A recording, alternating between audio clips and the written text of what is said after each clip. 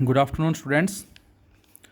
बच्चों, हम स्टडी कर चुके हैं बायट-सैवर्ट्स लॉ और उसकी दो एप्लीकेशंस हमने स्टडी कर ली हैं, जिसमें फर्स्ट थी बेटा magnetic field due to a long state conductor carrying current, और जहाँ से हमें जो रिजल्ट मिला था वो मिला था mu not upon 4 pi I by A, जिसमें जो ए है बच्चों ये हमारा डिस्टेंस था, ये वाला ध्यान रहे, और φ1 φ2 जो हैं ये अपर एंड और लोअर एंड के कॉरस्पॉन्डिंग एंगल थे इस पॉइंट पी के।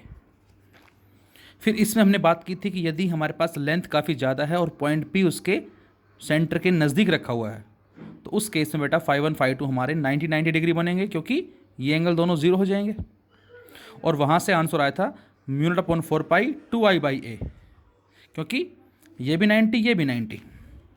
और फिर सेकंड केस था कि यदि पॉइंट पी है वो उस लार्ज वायर के अपर एंड पे या लोअर एंड पे है, तो हमारा एक एंगल ज़ीरो था, दूसरा 90 डिग्री, जो हमने बात कर ली थी, और ये हमारा रिजल्ट आया था mu not upon 4 pi I by A. फिर इसी में सेकंड एप्लीकेशन हमने पढ़ी थी, that is magnetic field at the centre of the circular coil carrying current. और सेंटर पे जो फील्ड स्ट्रेंथ आई थी बच्चों हमारी, वो आई थी ये बी नोट, जिसको नाम दिया suppose mu not upon 4 pi I upon R square, and D L को इंटीग्रेट करके 2 पाई आर लिखा था बेटा हमने। और फिर हमने इसमें केस अलग अलग लिए थे कि यदि हमें पूरे सर्कुलर कॉइल का ना निकाल के हमें केवल इस पोर्शन का निकालना है, फील्ड इस ओ पे, तो बेटा ये जो पोर्शन है ये पूरे का 1/4 पार्ट है, तो फील्ड जो होगा के एल पोर्शन का वो इस टोटल का 1/4 हो जाएगा। यदि हमें हाफ पोर्शन का निकालना है तो दैट इज सेमी सर्कल के एम पोर्शन, तो ये टोटल का हाफ हो जाएगा बच्चों। और यदि हमें इस पोर्शन का निकालना है यहाँ से यहाँ तक, तो ये टोटल का 3/4 हो जाएगा। तो इसके बिहाफ पे हमने फाइंड आउट कर लिया था।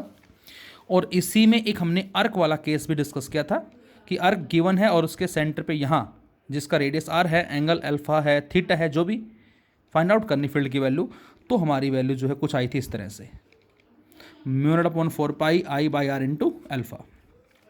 अब बच्चों यहाँ पर जितने भी हमारे न्यूमेरिकल्स होंगे मैग्नेटिक फील्ड से रिलेटेड, ध्यान रहे, उन सभी में हम यूज़ करेंगे rule right hand thumb rule. Last video में मैंने आपको बताया था कि इस मैग्नेटिक इफेक्ट ऑफ करंट में हम 4 रूल यूज़ करते हैं। कौन कौन से थे बच्चों? 4 रूल, जिसमें Fleming left hand rule, right hand palm rule, right hand thumb rule and Maxwell's cork screw rule, इनके बारे में बात की थी हमने। जिसमें Fleming left hand rule and right hand palm rule जो हम यूज़ करते हैं, they gives the direction of magnetic force on a moving charge in a magnetic field. ये हमें मैग्नेटिक फोर्स की डायरेक्शन देते हैं। और इसके अलावा फ्लेमिंग लेफ्ट हैंड रूल को आगे हम यूज़ करेंगे फोर्स फाइंड आउट करने के लिए करंट कैरिंग कंडक्टर के ऊपर, जबकि right hand thumb rule and Maxwell cork screw rule जो बेटा gives the direction of magnetic field around the state current carrying conductor. ये हमने बात की थी। तो मैं एक बार फिर से रिपीट कर देता हूं कि जो राइट हैंड थंब रूल है बेटा हमारा, ये स्टेट कंडक्टर के लिए क्या कहता है और ये सर्कुलर कंडक्टर के लिए क्या कहेगा बच्चों। तो जब भी कभी स्टेट कंडक्टर हो तो उस केस में बेटा आपको याद रखना है कि जो थंब है ये देगा हमें डायरेक्शन ऑफ करंट, और जो उंगलियां हैं ये बताएंगी हमें क्या, डायरेक्शन ऑफ मैग्नेटिक फील्ड। इसके सराउंडिंग में कर्ल पोर्शन जो है होगा। और यदि हमारा कंडक्टर स्टेट ना हो के सर्कुलर है बच्चों, उस केस में थंब जो है बेटा वो हमें क्या देगा, डायरेक्शन ऑफ मैग्नेटिक फील्ड, और उंगलियां जो हैं करंट, सपोज करंट फ्लो कर रहा है एंटी क्लॉकवाइज में ऐसे, तो थंब किधर आ रहा है, out of the plane of paper, outward बोलेंगे। और यदि करंट फ्लो करता है बच्चों कैसे, क्लॉकवाइज डायरेक्शन में, तो हम बोलेंगे फील्ड क्या होगा, इनवर्ड होगा। ये आपको याद रखना है। एक बड़ी इंपॉर्टेंट बात स्टेट कंडक्टर के लिए, हमें पता है कि स्टेट कंडक्टर के लिए बच्चों जो मैग्नेटिक फील्ड है वो कंसेंट्रिक सर्कल्स में होगा। अब सपोज एक स्टेट कंडक्टर लिया मैंने, जो डायग्राम में आपको जरूर ऐसे नज़र आ रहा है, लेकिन ये एक्चुअल में ऐसे स्टेट कंडक्टर इस तरह से है।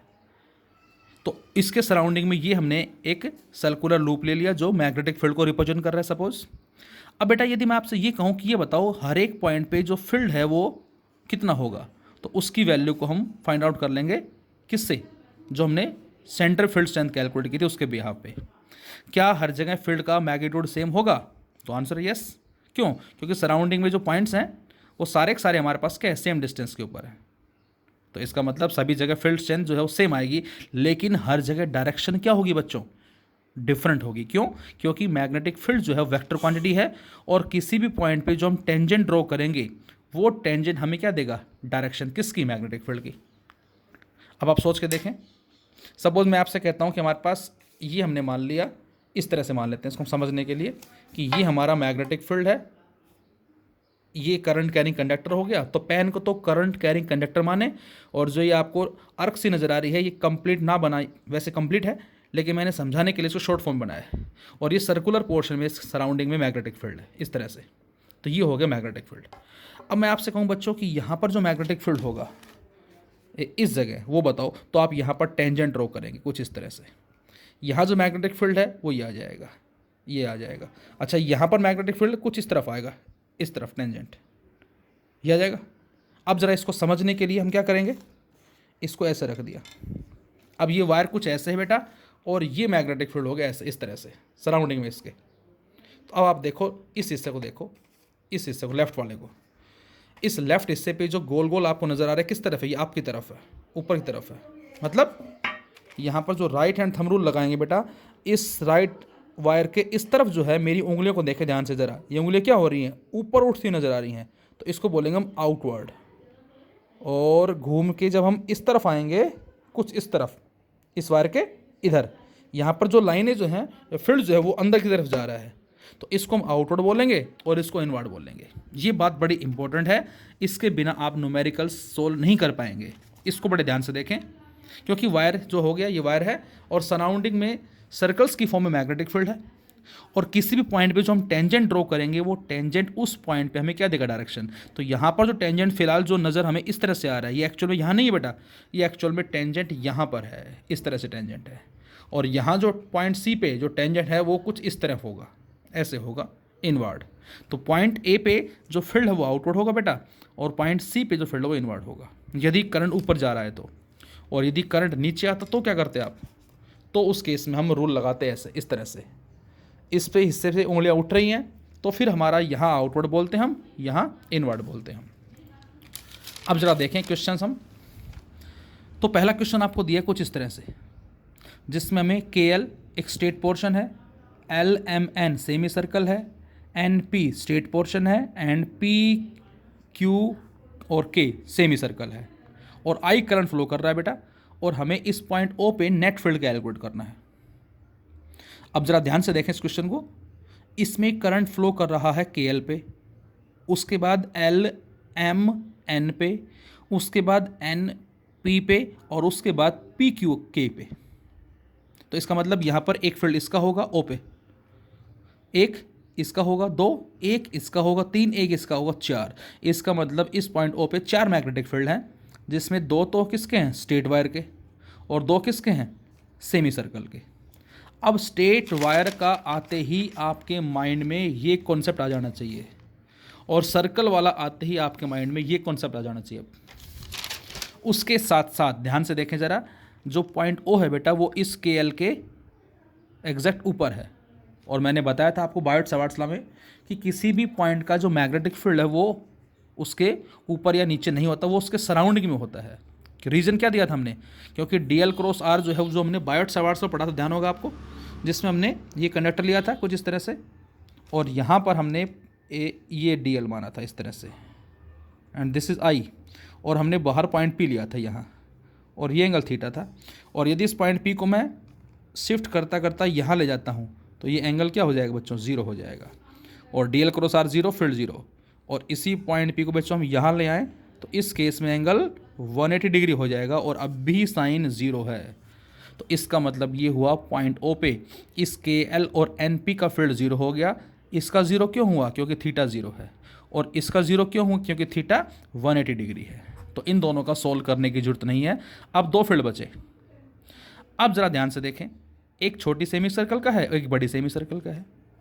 छोटी सेमी सर्कल में करंट की डायरेक्शन क्या है, क्लॉकवाइज, और बड़ी वाली में करंट की डायरेक्शन क्या है, एंटी क्लॉकवाइज। इसका मतलब एक में करंट क्लॉकवाइज है और दूसरे में एंटी क्लॉकवाइज। अब ज़रा रूल लगाएं, यदि क्लॉकवाइज करंट है तो फील्ड क्या मिलेगा बच्चों हमें, इनवर्ड, और एंटी क्लॉकवाइज करंट है फील्ड क्या मिलेगा, आउटवर्ड। इसका मतलब एक फील्ड है इनवर्ड, एक फील्ड है आउटवर्ड। मैं आपसे कहूँ दोनों फील्ड में एंगल बताओ कितना है, तो आपका आंसर होगा 180 डिग्री, क्योंकि एक इनवर्ड है और एक आउटवर्ड है, एक अंदर की तरफ और एक बाहर की तरफ। तो नेट फील्ड कैसे निकालेंगे? नेट फील्ड इस फॉर्मूले से निकालेंगे जो हमने वेक्टर में स्टडी किया था, b1 का स्क्वायर प्लस b2 का square plus 2b1 b2 cos theta का अंडर रूट, और थीटा बेटा 180 कोस 180 -1, तो ये सारा बन जाएगा b1 माइनस b2 और b2 माइनस b1, डिपेंड करता है कौन सा कम होगा और कौन सा ज़्यादा होगा। तो आपके हिसाब से कौन सा कम है और कौन सा ज़्यादा है? जनरली हमें देखने से लगता है क्या कि इसका फील्ड ज़्यादा होगा, इसका कम, जबकि बच्चों हमने पढ़ा था क्या कि सेमी सर्कल का जो मैग्नेटिक फील्ड है वो सर्कल वाले का हाफ होता है, और हाफ करके सोल्व करते तो फील्ड की वैल्यू कितनी आती बेटा? μ0/4 I/r², 2πr का हाफ करते हैं तो μ0 I/4r आती है, जो किस पे डिपेंड कर रही है? करंट पे और रेडियस पे, और दोनों में करंट तो सेम है। अब B इन्वर्सली R के है, जिसका R कम है उसका B ज़्यादा होगा, इसका मतलब इसका फील्ड ज़्यादा होगा, इसका फील्ड कम होगा। So net field is b1 minus b2। b1 की वैल्यू ये होगी, b2 की वैल्यू ये होगी। b1 इनवर्ड है, b2 आउटवर्ड है, तो इनवर्ड में से आउटवर्ड माइनस करेंगे तो नेट फील्ड ये आ जाएगा। और नेट फील्ड की डायरेक्शन डिसाइड कौन करेगा बेटा? जो ज़्यादा वाला है, तो ये हमारा आंसर आ जाएगा। लेकिन बच्चों इसी क्वेश्चन में हमने थोड़ा सा चेंज किया। सेकेंड क्वेश्चन में हमने जो सेमी सर्कल सेकेंड वाला ऊपर दे रखा था, हमने इस बार ऐसे ले लिया, और वही सेम क्वेश्चन है। अब बताओ, तो अब ज़रा ध्यान से देखें, अगेन KL का 0, NP का 0, इसका बचेगा, इसका बचेगा, लेकिन इसमें करंट क्लॉकवाइज है, इसमें भी क्लॉकवाइज है बच्चों, तो इस बार दोनों फील्ड इनवर्ड होंगे, दोनों जुड़ जाएंगे। तो पहले वाले में जो 1/r1 माइनस 1/2r2 आया था उसको प्लस कर देंगे हम, ये हमारा आंसर आ जाएगा इस बार। रूल लगाएं, सर्कुलर के लिए है ना, ध्यान रहे सर्कुलर की बात कर रहे हैं। सर्कुलर में उंगलियां जो है करंट होगी, थंब क्या होगा? Magnetic field. अच्छा, अब स्टेट दे दिया, ध्यान रहे, अब स्टेट देंगे तो क्या होगा? थंब जो है वो करंट होगा, उंगलियां मैग्नेटिक फील्ड। अब दो स्टेट वायर दे रखे हैं, एक को P का नाम दिया, एक को Q का नाम दिया, दोनों में करंट दे रखा है। अब बच्चों इनमें करंट सेम भी हो सकता है और इनमें करंट अलग अलग भी हो सकता है, कम ज़्यादा भी हो सकता है। फर्स्ट। सेकंड, इनमें करंट की डायरेक्शन दोनों में ऊपर हो सकती है, इनमें दोनों में करंट की डायरेक्शन नीचे हो सकती है, एक में ऊपर दूसरे में नीचे, या दूसरे में ऊपर और पहले में नीचे। इस तरह से ये 4-5 तरह के हमारे क्वेश्चंस जो है वो बनते हैं, और हमें पॉइंट, और इनके बीच का डिस्टेंस दे रखा 10 सेंटीमीटर।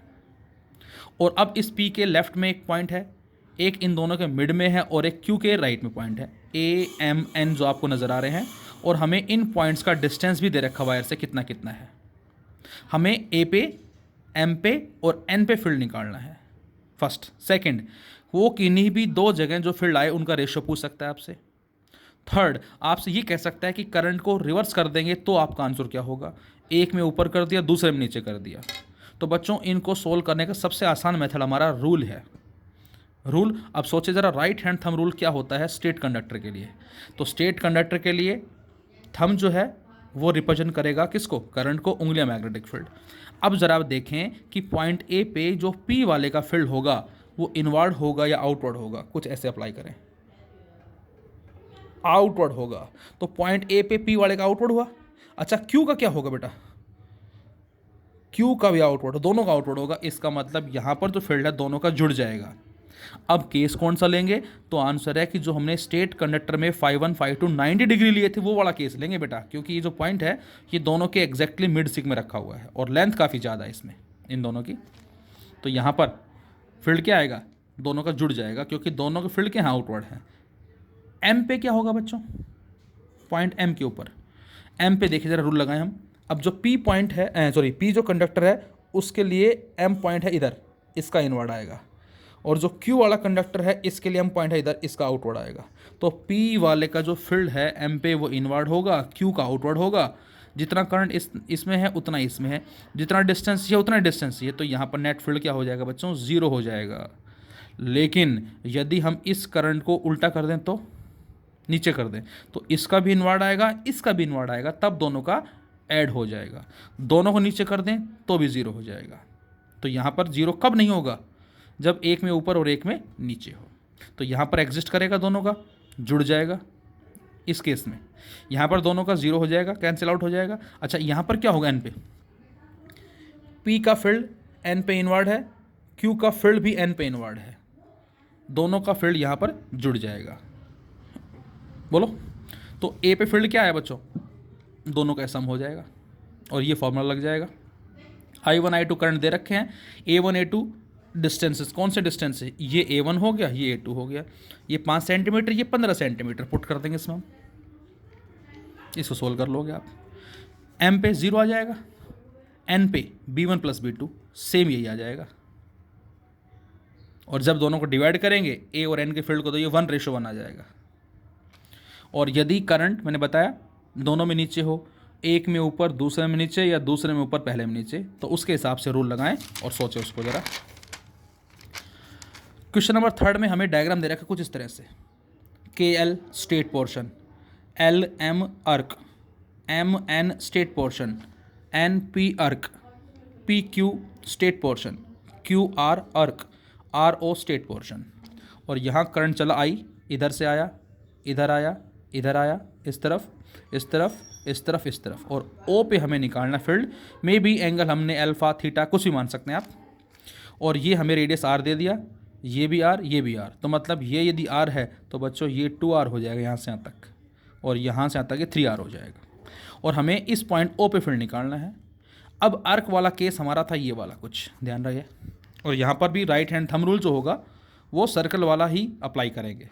मतलब सर्कल वाले केस में जो थंब है वो मैग्नेटिक फील्ड होता है और जो उंगलियां हैं वो करंट।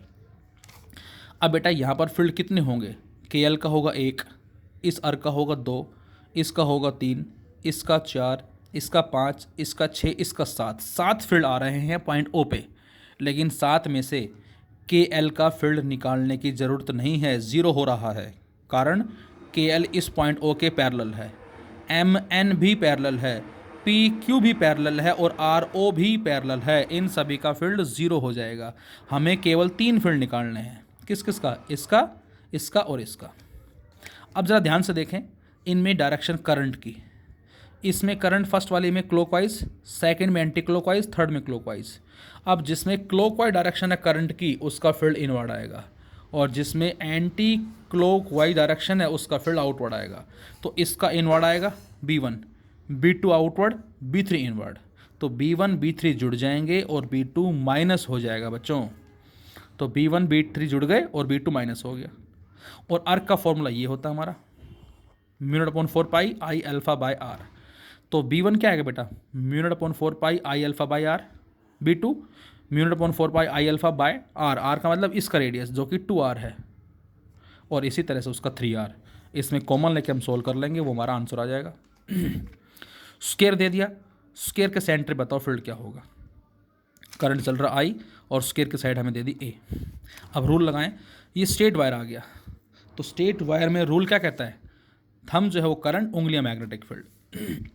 अब मैं आपसे कहूँ KL का फील्ड बताओ O पे क्या होगा, रूल लगाएंगे आप इस तरह से, और KL के O इस तरफ है, दैट इज़ इनवर्ड।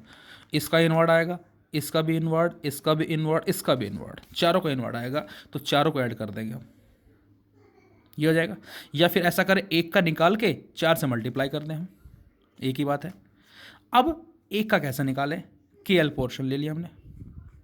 अब बच्चों ये डिस्टेंस कितना है बेटा, ये डिस्टेंस ध्यान से देखें, ये पूरा A है तो ये कितना बचेगा यहाँ से यहाँ तक, ये बचेगा A/2। ये A/2 क्या है बच्चों, जो हमने उस एप्लीकेशन में डिस्टेंस A लिया था वो फिलहाल यहाँ पर A/2 है, यहाँ से यहाँ तक का डिस्टेंस, क्योंकि हमें यहाँ फील्ड निकालना है। चूँकि ये स्क्वायर है, अब स्क्वायर है तो हमें पता है क्या कि ये कंप्लीट एंगल कितना है बेटा, 90 डिग्री। अब यदि ये कंप्लीट एंगल 90 डिग्री है तो ये कितना होगा, 45। अब यदि ये 45 है तो बच्चों ये भी कितना होगा, 45, ये भी कितना होगा, 45। और ये हमारे 5-1 5-2 जो एंगल थे इस केस में 45 डिग्री बन जाएंगे। तो उसी फॉर्मूले में हम पुट करेंगे 5-1 भी 45 और 5-2 भी 45। तो μ0/4 पाई I बाई A होता था वहाँ। A क्या था बेटा, A था ये डिस्टेंस।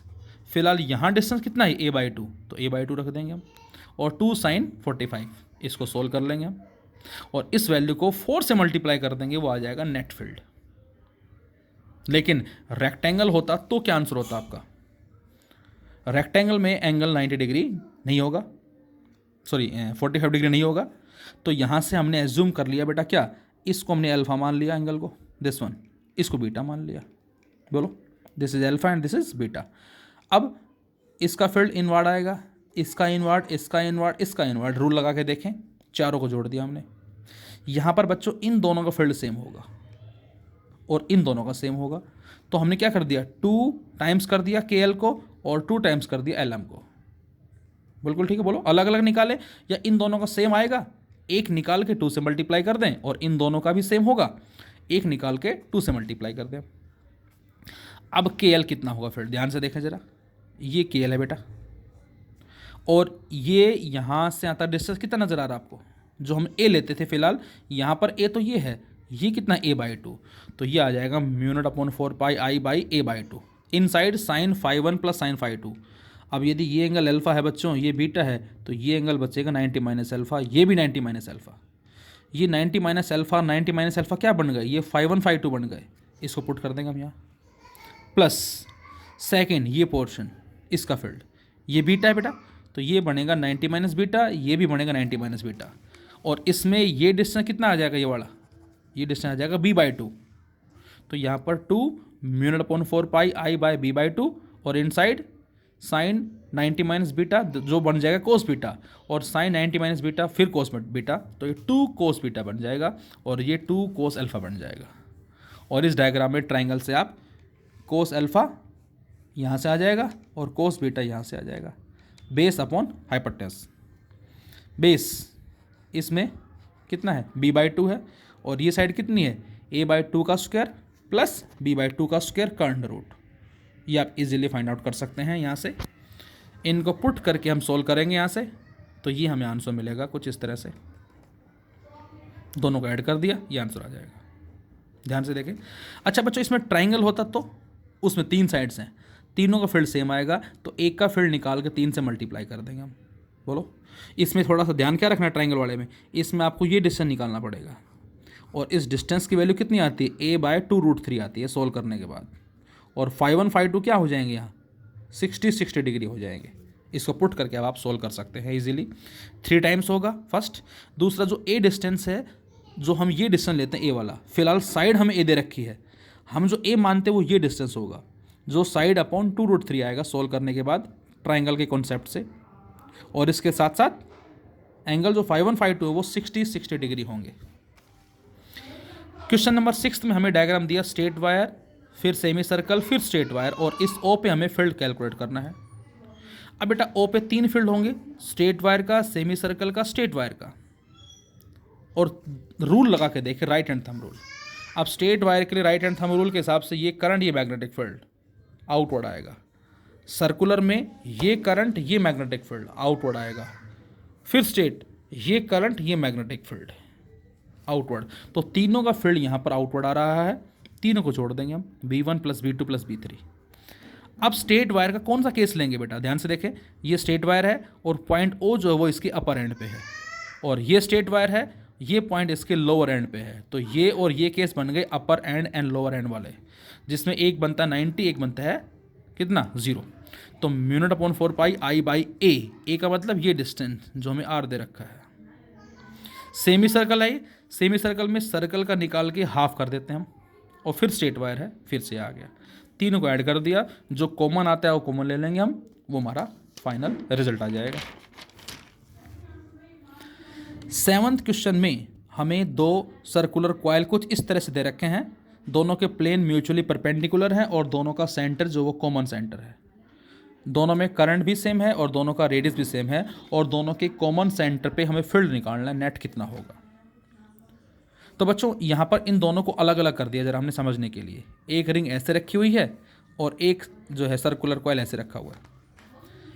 अब बेटा इस केस में देखा जरा ध्यान से, ये डायग्राम एक्चुअल में रिंग ऐसे नहीं है, ये ऐसे रखी गई कुछ इस तरह से, और जब रूल लगाएंगे हम तो ये तो हमारे पास हो गया करंट, ये मैग्नेटिक फील्ड, तो इसका मैग्नेटिक फील्ड इस तरफ आएगा, और जो सेकंड जो नज़र आ रही है ये ऐसे रखी गई है इस तरह से, और इसका फील्ड जो है वो कुछ ऐसे आएगा, इस तरफ आएगा, तो दोनों के प्लेन म्यूचुअली परपेंडिकुलर हैं, तो दोनों के फील्ड भी परपेंडिकुलर आएंगे, इसका फील्ड इधर आएगा और इसका फील्ड इधर आएगा, और दोनों के फील्ड परपेंडिकुलर होंगे, मतलब b1 b2 में एंगल कितना है 90 डिग्री, और जब 2 वेक्टर में एंगल 90 डिग्री होता है तो कोस 90 0 ये सारा फैक्टर 0 हो जाएगा, ये बन जाएगा √2b1 और b1 कितना, सेंटर वाला ही केस।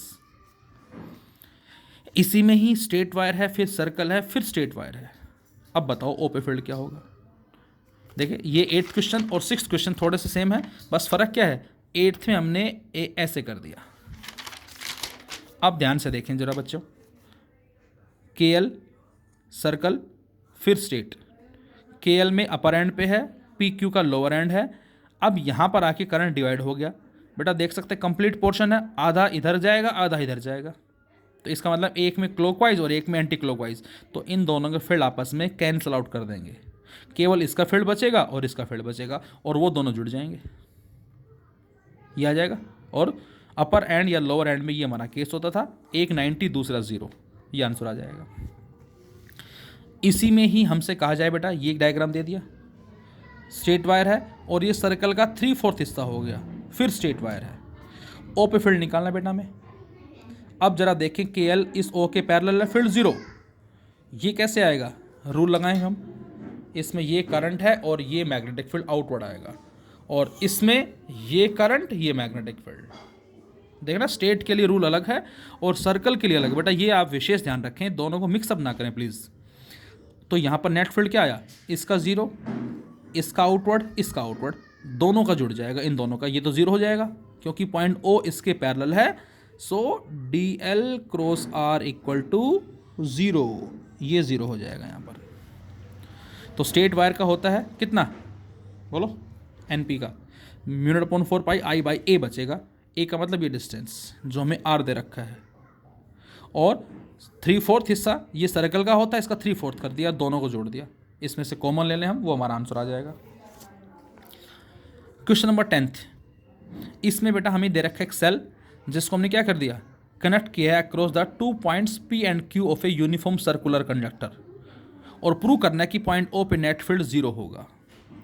अक्सर इस क्वेश्चन में बच्चे मिस्टेक करते हैं, क्या मिस्टेक, उनको लगता है कि ये तो सर्कल का 1/4 हिस्सा है और ये सर्कल का 3/4 हिस्सा है, और उसके हिसाब से वो क्या करते हैं, एक में से फील्ड में दूसरे को माइनस कर देते हैं। लेकिन बच्चों यहाँ पर जो करंट फ्लो कर रहा है दोनों में सेम नहीं है बेटा। देखो इन सभी क्वेश्चंस में करंट सेम फ्लो कर रहा था, यहाँ भी आई, यहाँ भी आई, यहाँ भी आई, लेकिन यहाँ पर करंट आगे कुछ इधर जाएगा कुछ इधर जाएगा, समझे मेरी बात, करंट दोनों में अलग अलग है। इसको 1/4 और 3/4 केस के हिसाब से नहीं करना है आपको। हो सकता है कुछ बच्चे इसको 1/4 समझे, मे भी डायग्राम में भी कई बार ये 1/4 नज़र आता है और ये 3/4 नज़र आता है, तो उसके हिसाब से नहीं करना, क्योंकि ये हमारा वो कॉन्सेप्ट नहीं लगेगा, बिकॉज करंट दोनों में अलग अलग है। तो कौन सा लगेगा, तो यहाँ अर्क वाला कॉन्सेप्ट लगाएं। अब अर्क वाले कॉन्सेप्ट से फील्ड क्या आता है, अर्क वाले कॉन्सेप्ट से हमारा फील्ड आया था μ/4 पाई I अल्फा अपॉन में R, तो वो वाला कॉन्सेप्ट लगाएंगे। दोनों का रेडियस सेम होगा बच्चों, बिल्कुल ठीक है। एक में मान लिया करंट I1 है, दूसरे मान लिया करंट I2 है, तो यहाँ पर B1 इसका फील्ड कितना होगा, μ/4 पाई I1 upon R² into L1, इसकी अर्क की लेंथ मान ली, और B2 जो है हमारा वो कितना होगा, this is B2 μ/4 pi I2 upon R² into L2, दूसरी अर्क। तो ये करंट पहले में, ये उसकी लेंथ, दूसरे में करंट दूसरी लेंथ, रेडियस दोनों का सेम है, कॉमन ले लिया हमने। अंदर बच्चा I1 L1 minus I2 L2। अब बच्चों क्या ये पोर्शन और ये पोर्शन पैरेलल में है, तो आंसर यस। यदि पैरेलल में है तो दोनों के कॉरस्पॉन्डिंग पोटेंशियल डिफरेंस सेम होगा, मतलब V1 equal to V2, V1 I1 R1, V2 I2 R2, R1 rho L1 by A, R2 rho L2 by A। तो यहाँ नेचर सेम है, इसका मतलब रजिस्टिविटी सेम है, कैंसिल आउट, थिकनेस सेम है, area cancel out. तो बच्चों आ गया I1 L1 equal to I2 L2। इसका मतलब क्या हुआ, I1 L1 और I2 L2 दोनों का प्रोडक्ट बराबर है। तो हम यहाँ से इस I1 L1 को हटा के I2 L2 रखें, तो I2 L2 minus I2 L2 cancel out, answer क्या आ गया, 0। तो इस तरह से हम कह सकते हैं हमारे पास क्वेश्चंस बनते हैं बेस्ड अपॉन। इसके अलावा और भी क्वेश्चंस हैं, वो हम बात करेंगे, जो हमारी थर्ड एप्लीकेशन है बायोट-सावर्ट्स लॉ की, that is magnetic field along the axis of the circular coil carrying current. उसके साथ हम कुछ क्वेश्चंस को इसमें और ऐड करेंगे यहाँ से ना। Thank you.